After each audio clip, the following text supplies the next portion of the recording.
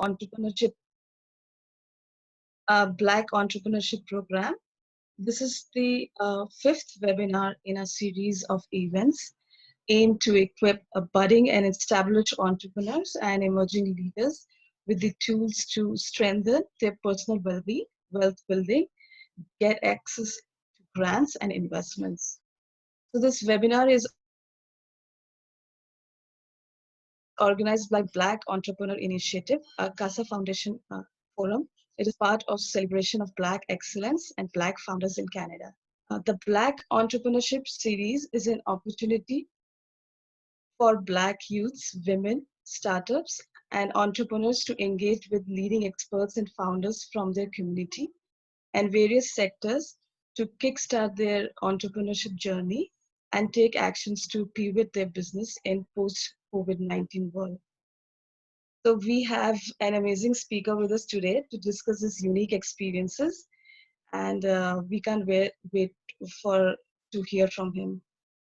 So before we begin, I would like to remind everyone to engage with us, connect with us on Facebook, LinkedIn, and Instagram at Casa Foundation and at Entrepreneurs PP on Instagram. And to stay updated on your future webinars, be sure to subscribe to Casa Foundation YouTube channel so you can be alerted of all events before we start. So don't miss any events. For the best virtual experiences, please mute yourself upon entry into the room. And if you're joining with a friend, please avoid using separate devices to avoid feedback. If you have low internet bandwidth, you can solve any buffering by prioritizing audio over video. Also, we would like to remind everyone to put their questions in the chat and they will be answered during question and answer period of the program. My colleague Vidya will engage with you in the chat room. So enjoy the session and I'll pass it to the most energetic and inspiring person, Dr. Oluton, President of Casa Foundation. Over to you, Dr. Olu.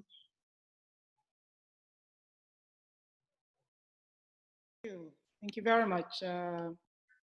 Thank you, Monica, for that. Welcome, everyone. It's such a pleasure to be here this evening. Thank you so much for joining us. My name is Olutoyin Oyelade, and I serve as the president of Casa Foundation for International Development. And so we actually have been driving and pushing this initiative, Black Entrepreneurship Initiative. And this is, we've had several sessions in this regard. Tonight, we decided to have a very private session, because we were looking for an opportunity to make this as engaging as possible. And so we want all our participants to engage with our speakers tonight. We've had 3 or 4 sessions on the Black Entrepreneurship Program, how to get government grants, how to gain access to the loan fund that was just recently launched by the Prime Minister of Canada. However, we found that there are more opportunities also in government contracts, buying and selling with the federal government. And so we decided to, research into that, and working together with partners in government and in the private sector, we've been able to pull together a few people that will be speaking to us. However, tonight we're starting with one of our partners in the house, a friend of the community, who will be speaking to us tonight, answering our questions that relate to how to become a government contractor, what do we need to do to get engaged with the buy and sell department of the federal government. The speaker tonight is not a visitor, he's not a guest really, he's actually a member of our community, but works with the federal government. And so without further ado, it gives me so much pleasure, it gives me great pleasure to introduce to us Imanzi Kaitari. Imanzi has worked extensively with various groups within our community.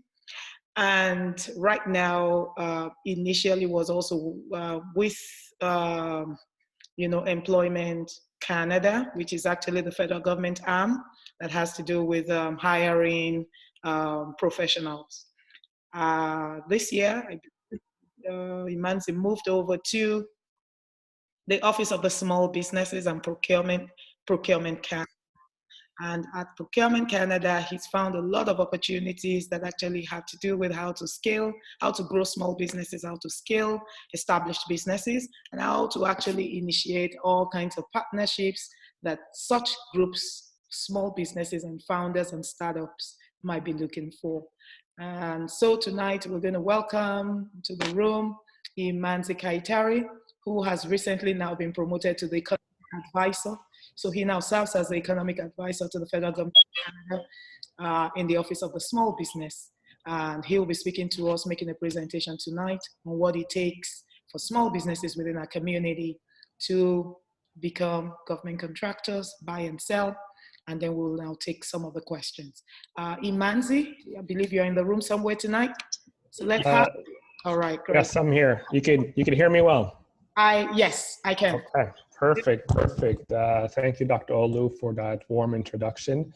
I appreciate it. It's always great to be here with the CASA and with the EP community. So definitely appreciate this. Let me first start off. I'll share my screen and I'll get right into it. Let me just share that.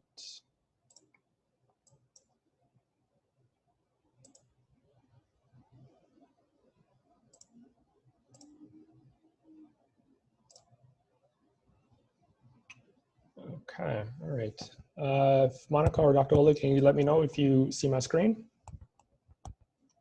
Yes, we can see your screen. Okay, perfect.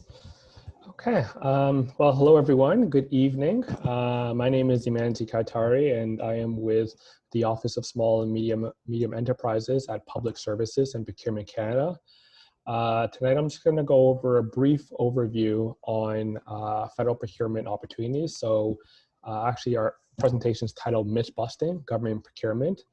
So as I understand, the EP community has been presenting a lot of great information for emerging entrepreneurs and small businesses. And so tonight's presentation will hope to sort of unpack for opportunities related to federal procurement. So definitely this will be a great opportunity to just to connect with the small business community. And also if you have any questions, feel free at any point in time to write it in the chat or in the Q&A function. So, okay, so what I'm going to be talking about is going to give you a brief overview on federal procurement opportunities.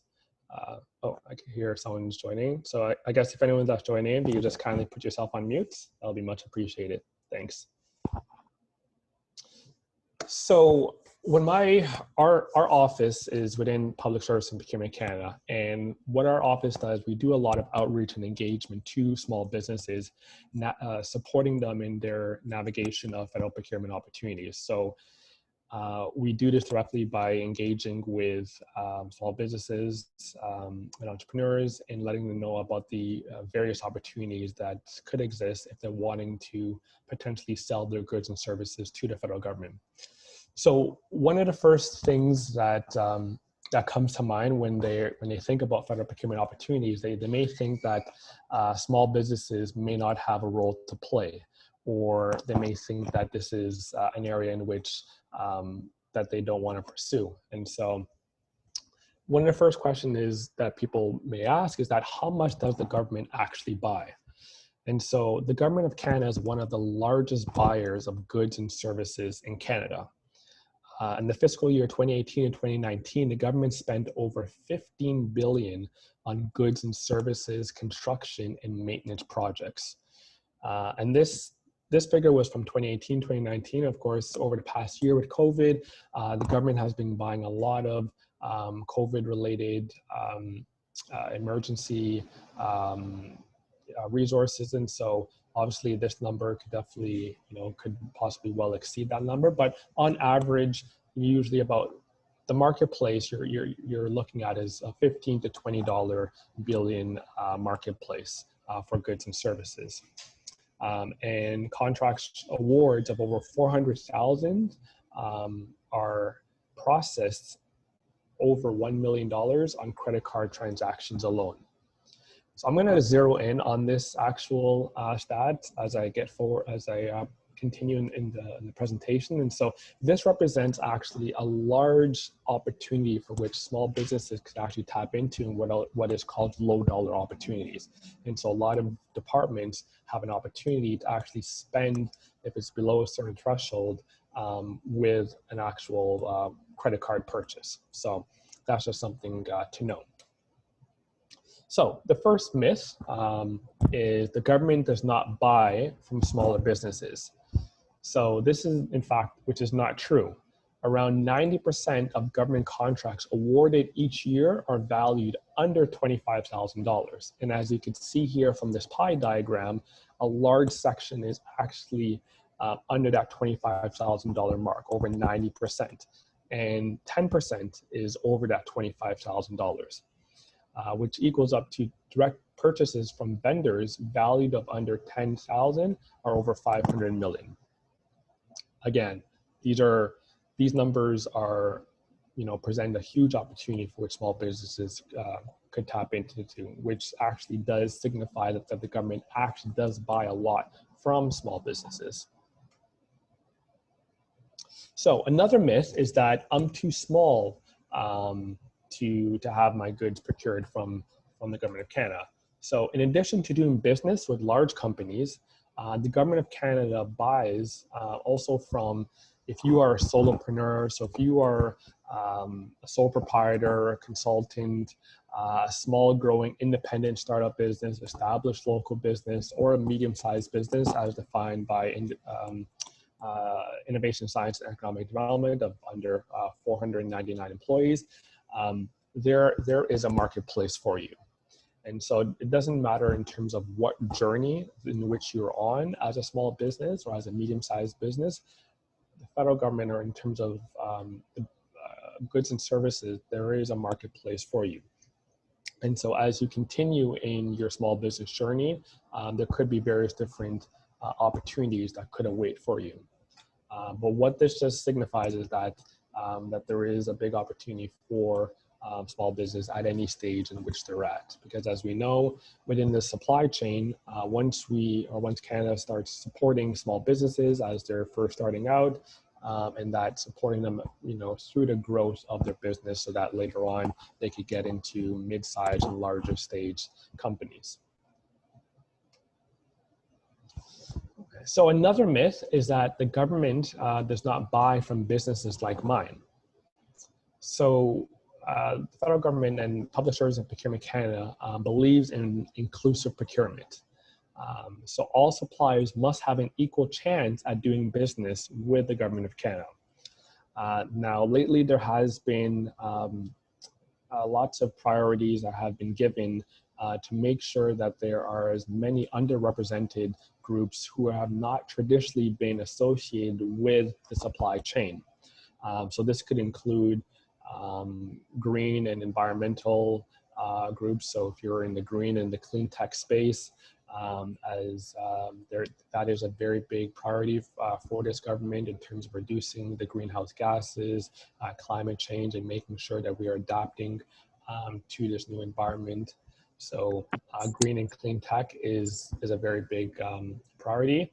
Women-owned businesses. So there is also a focus on supporting women-owned businesses within federal procurement. And so with the federal minister's mandate letter, it is stipulated that there are targets that are associated with supporting women-owned businesses as well as supporting Indigenous businesses.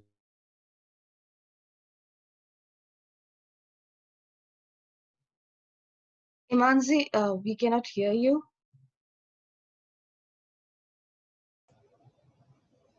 Oh, sorry. Oh, okay. Okay. You can hear me? Yes, we can hear you now. Oh, okay. All right. Sorry. Okay. So as I was mentioning, there is a big focus on also supporting underrepresented groups. So, and that in particular of also supporting Black-owned businesses.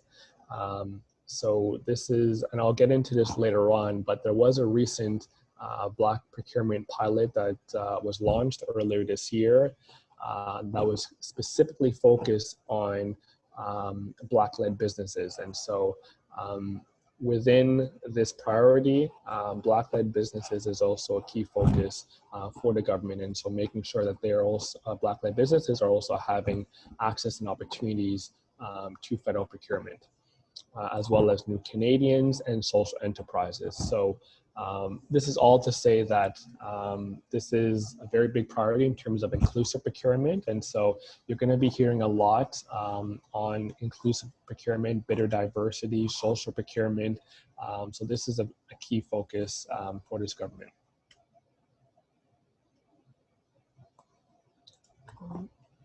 Oops, all right. Okay.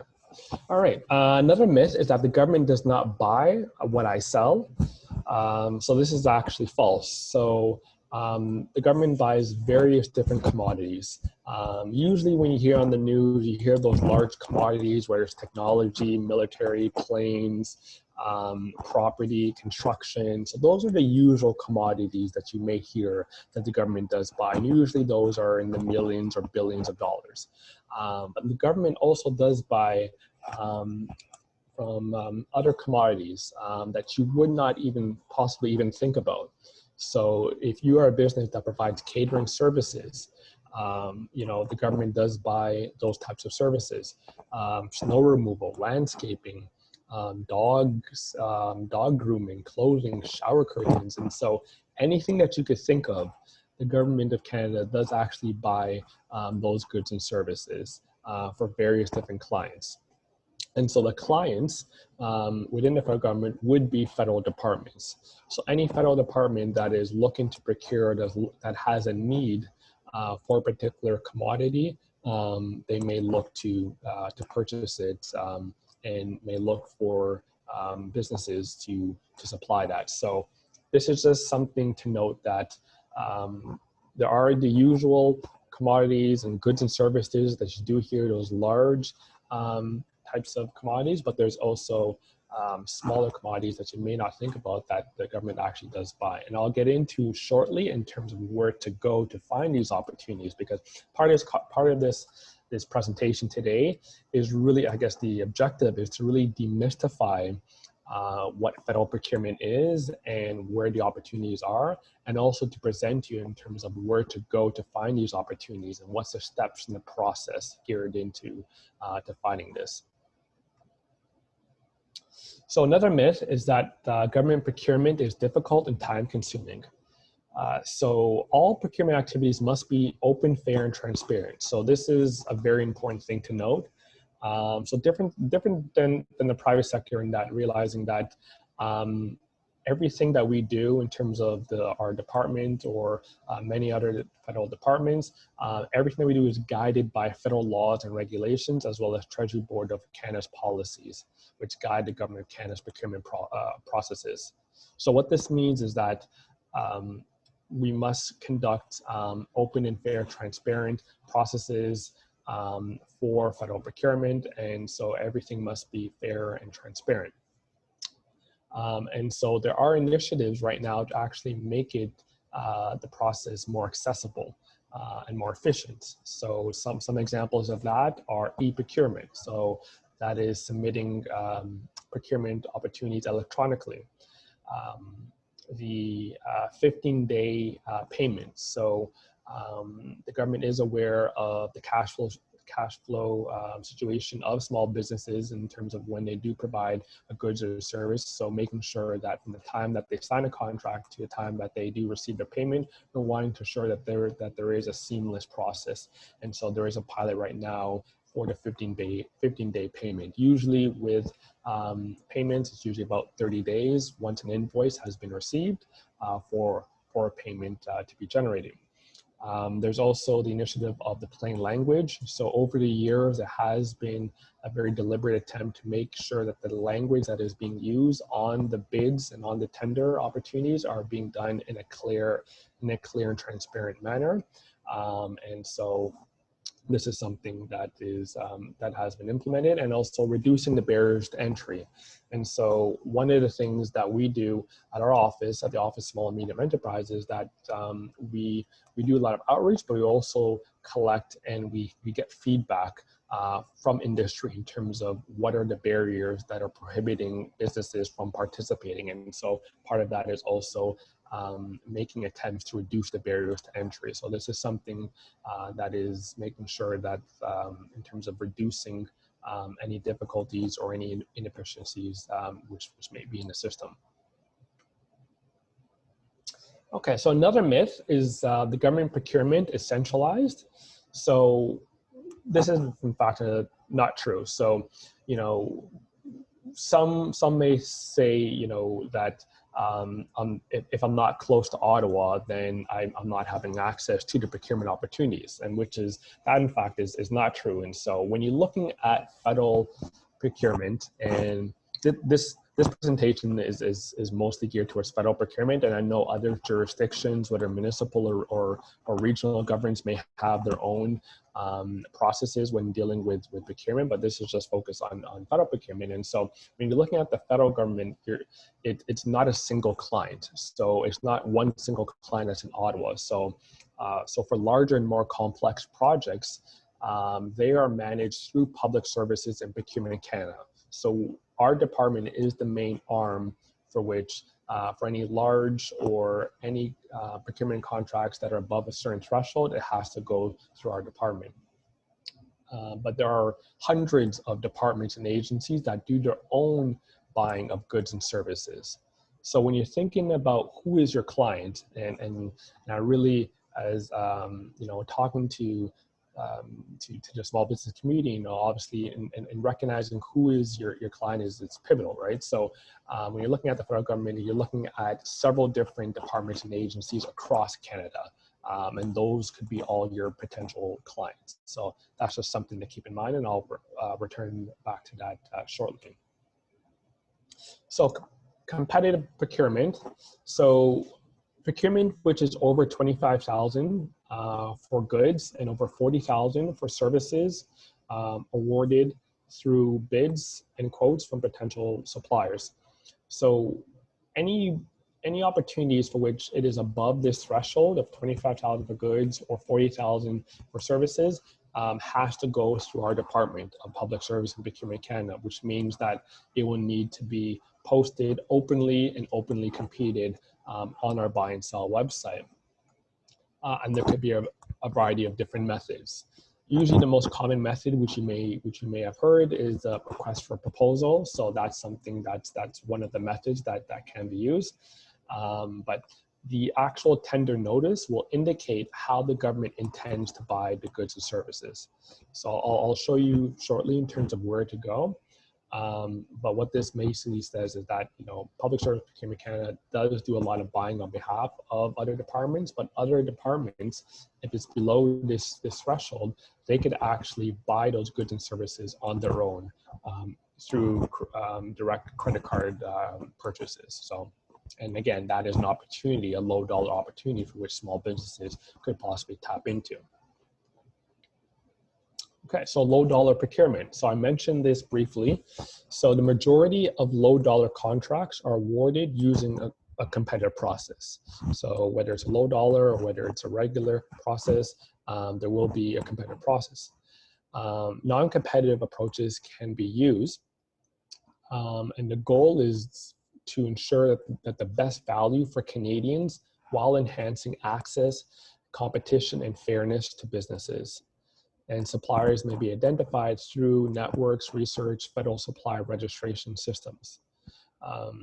So low dollar opportunities, and get into shortly, but this could present another opportunity for which small businesses could tap into. So for example, if a department is looking to purchase paper or pens, and if it's below that threshold of 25,000, they may not have to go directly on to the buy and sell website. They may just look online and source out from 3 potential suppliers, and may just ask for a quote from from those suppliers, and then the best price or best value may be awarded for that contract. So that's an example of a low dollar opportunity, which are necessarily not posted on the buy and sell, but which are for which departments could actually research and actually reach out to companies to then provide this particular goods or service if it's under a certain amount. So how do you figure out if selling to the government is right for you? So the first step is to visit the main platform, the main site for accessing opportunities, which is on buyandsell.gc.ca. So on this site, this is where you would go to find out if the government wants to buy what you sell. So this is where you could search for your competitors, search for goods and services that you sell. So you could search for the active opportunities.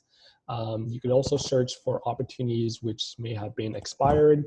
You could search for anything for which there is a current list, or if you provide a professional service and you're looking to find out who are the pre-qualified suppliers for that list, you could find out that information from the Buy and Sell website. And so after this presentation, I'll go into and I'll show you a live simulation on how to navigate the Buy and Sell website.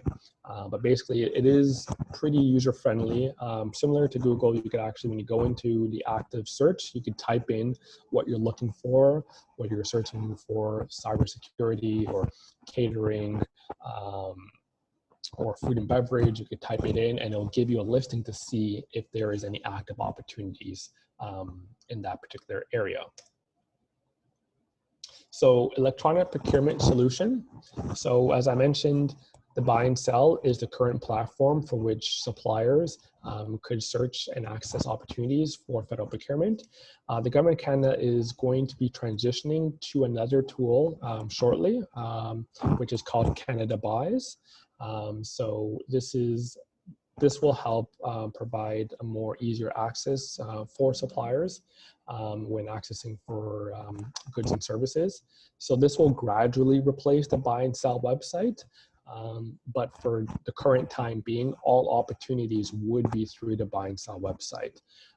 But on the homepage, when you go onto the homepage of Buy and Sell, you can actually sign up, create an account, and have notifications sent to you, so that when the Canada Buys site, the SAP Ariba, does go live, you'll be notified when that time does come. So this is just an FYI for you right now. So as I mentioned, so during the transition, you may be able to bid on some tender opportunities through the SAP Ariba, but all the information, you'll be notified when it is going to be going live. Okay, so in terms of if you need help, so the Office of Small and Medium Enterprises, so we engage, we assist, we reduce barriers for small businesses, and we inform. So that is our main role here. And so we do a lot of outreach. We're very much public facing. So this is where you would go in terms of reaching out to us if you have any questions or any advice, or if you need any advice regarding your journey. So OSME services. So we provide, just to give you a quick rundown of what we provide. So we provide weekly webinars. You can go onto our website, and this is where you'll have access to all the webinars.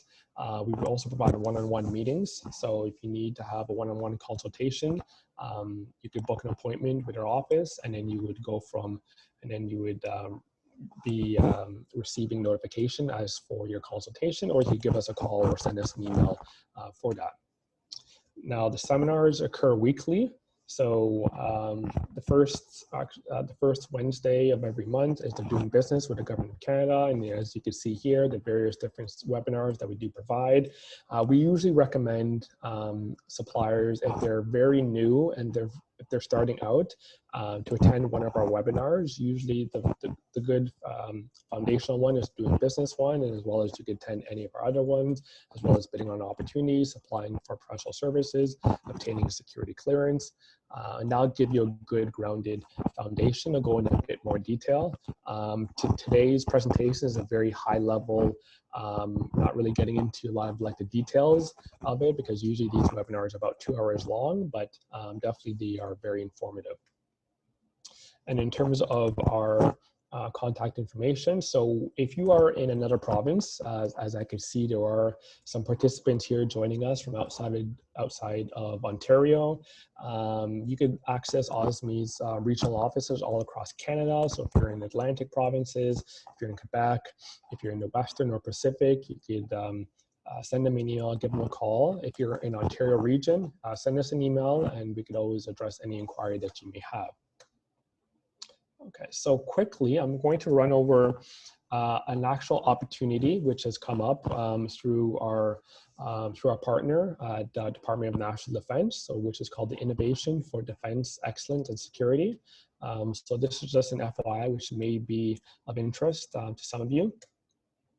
So what this program is, so it's called the IDEAS program for short, and it's designed to present, to tackle Canada's toughest defense and security challenges. And it is a $1.6 billion program over 20 years, which roughly translates to about $80 million per year for innovators. So this is open to small businesses, academia, nonprofits. So anyone that is an innovator could be eligible to participate in this program. And the program is preparing for the next generation for threats and risks and to leap ahead of what's next. So if you're an innovator and you're able to provide a solution for either autonomous vehicles, space defense, data analytics, cyber defense, network security, there could be an opportunity for which you could receive funding for that ideation, and that it could be tested in the live simulation for the Canadian Armed Forces. And then if your solution is accepted, then you could get further funding to pilot it, to test it out, and actually to receive further funding later on. And then it walks you through an innovation sort of scenario. So building an innovation community, finding solutions, and pushing technology forward. This is just a little bit of detail in terms of, how the program has been faring over the past few years. So they've had lots of collaborative research with academia. You can see the amount of funding that's been awarded over the past few years, and there is more challenges. So what this program is, it operates based on innovation challenge. So there is the Department of National Defense throws out an innovation challenge for anyone that's interested in solving this challenge, and if you are able to provide a solution, then that's where the funding could be.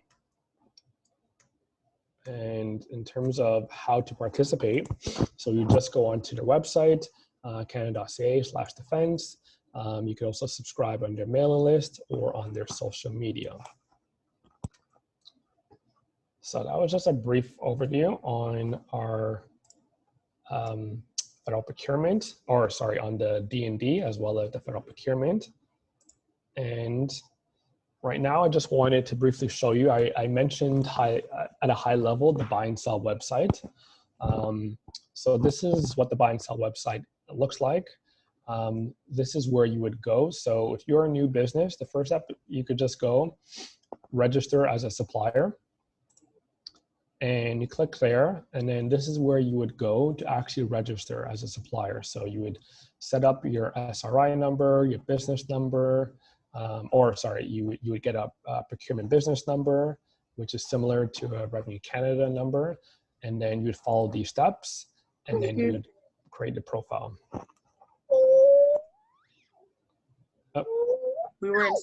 Thank you, Imanzi, for this very insightful presentation.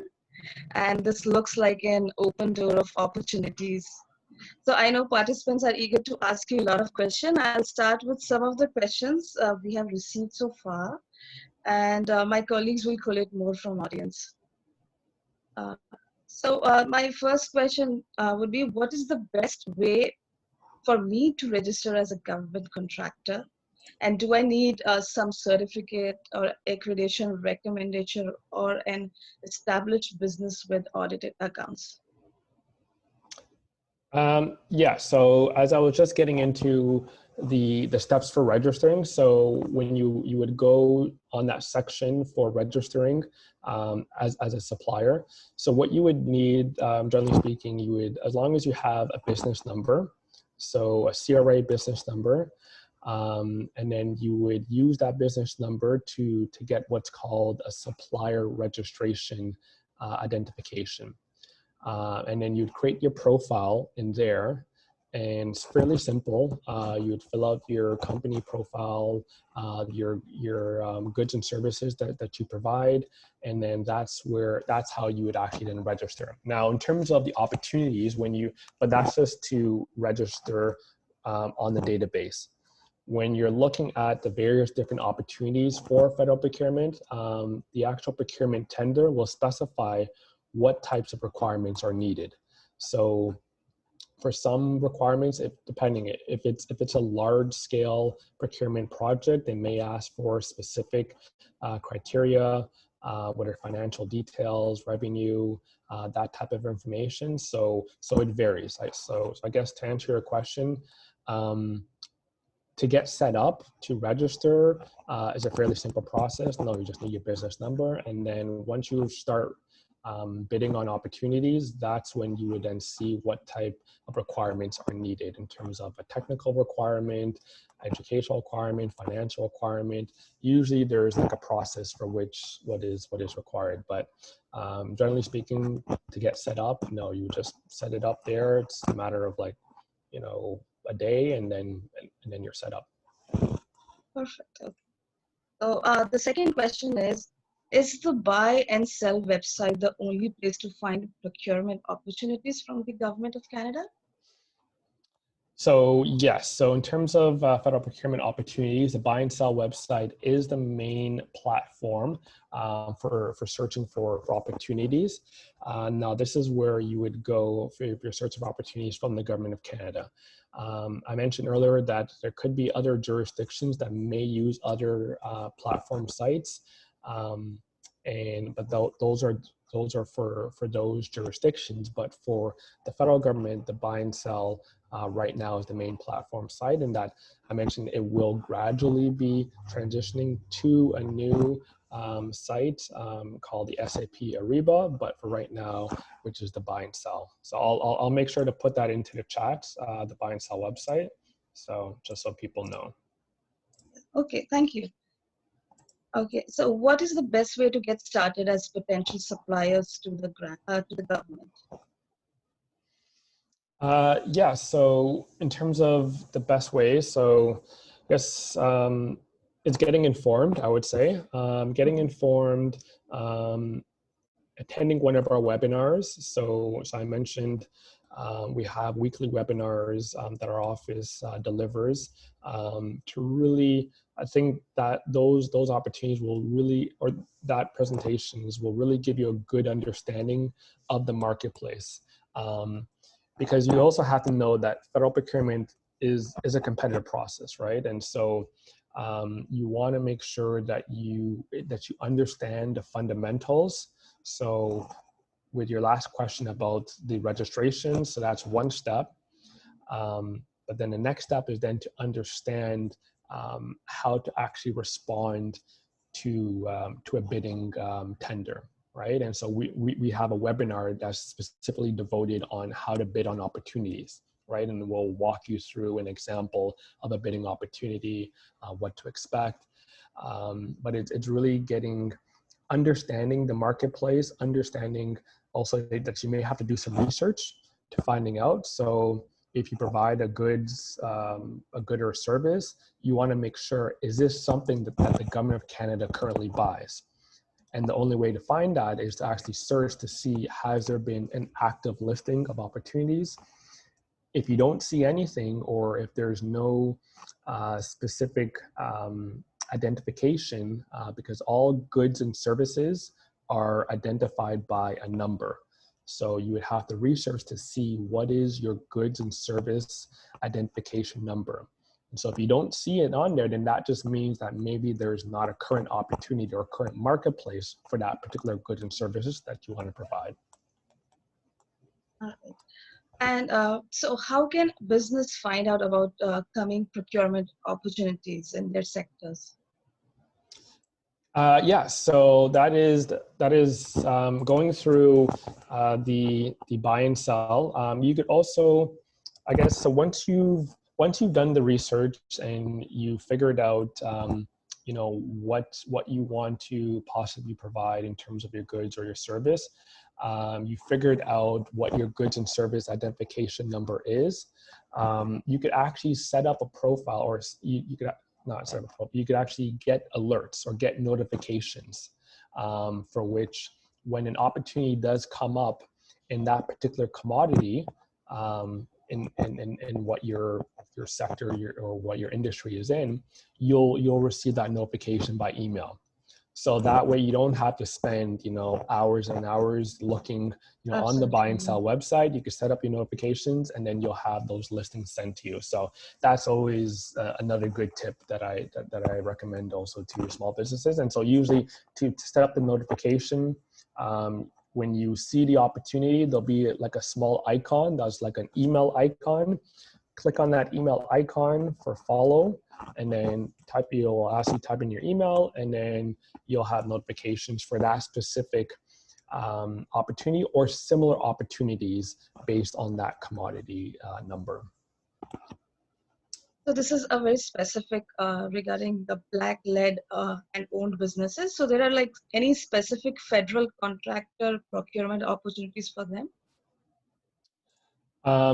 Yes. So I mentioned earlier, so there was a pilot, a Black procurement pilot program that was launched earlier this year. And so when you actually go onto the buy and sell website, you could actually type in Black procurement and you could see who is actually awarded. So there were lots of lessons that were learned from that.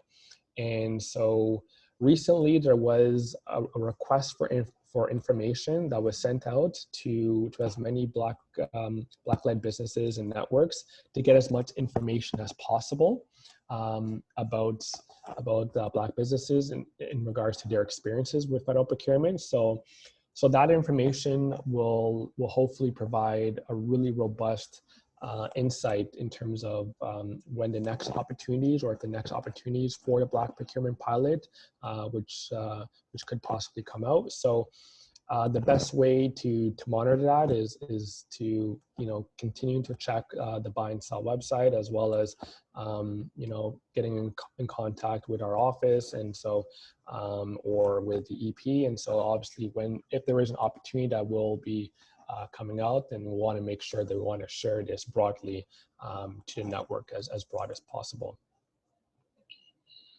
And so where can small businesses find lower dollar procurement opportunities? Yeah, so in terms of finding those low dollar opportunities, so it's not, I guess, so for those opportunities, it's not publicly posted on the buy and sell website. So the main way is to promote your business, right? So if you're wanting to get in contact with different Government of Canada officials, you could just Google Government Electronic Directory System. And that'll bring you to the site for the directory. And then on that directly, you could research it and see who are those potential clients that you want to reach out to based on your industry and your sector. And so you can reach out to those different team leads, managers, directors to then see and send an email providing a pitch about your business, and to see if there's any opportunities for any low dollar opportunities that they may know of, or that they may know that could be coming up. So that's one area to look out for those low dollar opportunities. But yeah, that's definitely a common question that we do get a lot in terms of how to find it. And so definitely promoting yourself, promoting the businesses, and that's one way to find out. All right, so there is a question from Renee. What if I owe money to the government for HST? Will I still be eligible for the programs on buy and sell? Yeah, so with that, you may want to, like, if that, you may want to contact if you see an opportunity that does come up that you're wanting to bid on, then I would contact the procurement official that's indicated on that bid. So actually, yeah, this is something I forgot to mention. So every bid procurement opportunity, there will be an associated contact listed on that bid. And so that will be either from the client department or from the procurement, the Public Services and Procurement Canada procurement official. So any questions that you have, even this question related to owing of any taxes or anything like that, you could redirect to them, and then they could advise you specifically regarding that. So that's what we would recommend for any questions or any inquiries that you may have. This is something that you can direct towards them. And so doing business with the government of Canada in terms of federal procurement, so it's a bit different than grants or contributions. So this is, you know, registering and being set up as a supplier and going through this open competition. And so, but in terms of the process, definitely you would, if you have any questions, you would reach out to that procurement official and they could let you know in regards to that. Mansi, thank you so much for you know, answering so many questions in detail, but we still have some time. And could you demonstrate the registration process for contractors? Like maybe we still have like 4 or 5 minutes. Sure. Yeah. I could go back to sharing my screen here. Actually, so no, hold it. Before I forget, I wanted to also, I'll write in also our email address, our OSME email address. This is where you would go.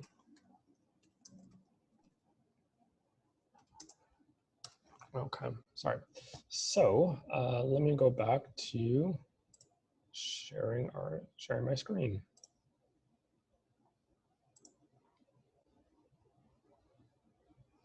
Okay, so actually let me go a little bit further. Okay, so this is our main site. Well, this is our OSME Ontario site. So you could just, when you Google search, just put in OSME Ontario, and this is where it'll go to. Our event calendar. This is where, I guess, to find out the most up-to-date in terms of where to go for upcoming information or upcoming sessions. So this is where you could go register for upcoming webinars, book a one-on-one consultation. So actually our next one is actually going to be tomorrow. So you book an appointment for that. But in terms of how to register, so when you're registering, so you go on the buy and sell, and you could just click here, register as a supplier. So I was briefly mentioning it earlier. So I mentioned the supplier registration number. As long as, so you would click on that supplier registration, and then it'll take you to this page here. And you would then set up your account. Once you set up this SRI number, you will then be given a procurement business number. So, and then this is what you'll use. So very similar to a CRA business account. And then from there, that's how you actually then register in the database for the buy and sell. Now, in terms of looking for opportunities, so, and I forgot to mention, you could definitely play around here. So there's many different opportunities that you could register for. I forgot to mention, if you provide consulting services, like let's say you provide professional services, there's what's called pro services. So if you provide IT, non-IT, project management, business consulting, this is where you would go. So register to provide services. And so these are the accounts for which you would then go and then access for that. But in terms of finding opportunities, you would just go to, so here, what I mentioned here. So if you, let's say we want to find, okay, what are the new opportunities from today? I just want to take you to one just so you know what it looks like. I want to see if there is any request for proposals.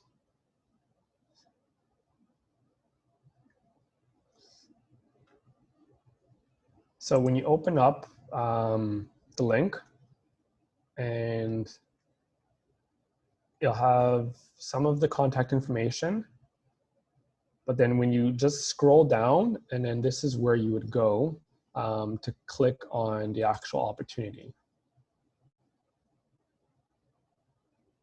All right, and so this lists the information of the actual opportunity, right? So the duration, the details, requirements, all of that.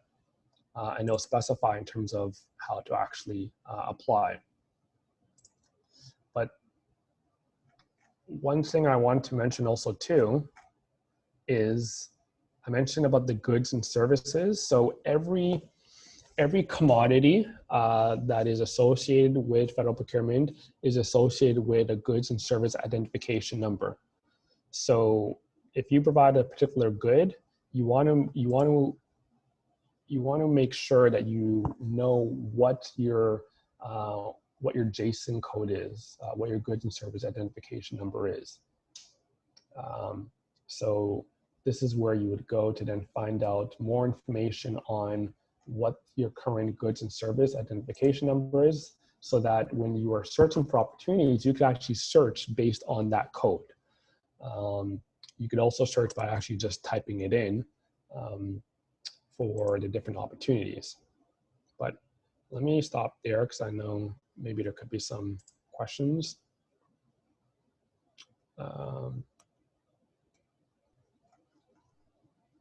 But yeah, so I would say, I know I just showed you a very brief high level sort of tutorial, but if anyone that's interested, there's still time you can register for our webinar session tomorrow. So that's August the 4th. That will be the Doing Business with the Government of Canada session. We'll go into a bit more detail on how to use the buy and sell website, how to register for these profiles, how to search for opportunities. So this is where you would actually go to get as much information as possible. And then of course, if you have any other lingering questions, any other additional questions, feel free to send us an email. So I did include our office email, so feel free to send us an email. If you are in Ontario, definitely that's our email address there. If you're outside our province, you could also go to the different regional office for OSME, but you could also just send us an email, and then we can redirect you or connect you to that OSME office in your province. But I think I'll end it. I think yeah, we have answered a lot of questions. So I need to close now, and because of this is a very important topic, so we'll send out the recorded question and answer session to all of you. And now I'll turn it over to Dr. Olu for any closing remarks. Okay, thank you very much. Thank you very much, Monica. Thank you, Imanzi, for making it short and sharp, and for answering all of the questions that we received tonight. What we're going to do, ladies and gentlemen in the room with us tonight, we're going to make sure that we send you the recorded messages, and then some of the free sessions that we have available will also be made available to all of you on the call, so that people looking to scale their businesses, to grow their businesses, and set up sessions where they get to meet with people like Imanzi, doing business in government, and all of that. All of these sessions are made free. If it's online, they're available to you. And so we'll be available to set up some of these meetings. I'm sure a few of our colleagues are in the room with us tonight, and they're going to ensure that you get all the details of the free sessions. I believe also Imanzi will be having one or two other sessions for specific groups of people. And once you're ready with those sessions, I'm sure people they want to learn how to do this on their own, because sometimes I've read some of the comments in the chat box. Sometimes it's, very difficult to find people to really guide you through the entire process. And so it might be helpful to actually have one or two other people come into the room with us who demonstrate a few other processes to our community and to our groups of small businesses and startup groups. I also believe that we are aware of the Black Entrepreneurship Loan Fund. A lot of groups have applied And so for some of the contracts, a few questions that came up also would be, do you actually need to be are they self-funded? Do we actually need loans to, access some of the contracts so that we can actually meet the tenets of the contract through loans? Or will they be based on credit lines and so on? So I believe these are some of the questions that we'll be looking to answer at the next session that we'll probably be having in October. So we're going to wrap it up tonight, but then the Q&A continues. You have all the email addresses. Imanzi has provided some, and I believe some of our colleagues in the room have also provided some. So you have a lot of people that you can actually write, and you have the alternatives. You have to register for any of the webinars and get additional information as you might require. So we're going to turn it down tonight, and let's all have a good week ahead as the new week has started. Thank you again, Imanzi, for coming. Thank you very much. Look forward to seeing you again at the next session. Thank you, Monica, and thank you to all of you all for attending. All right, thank you.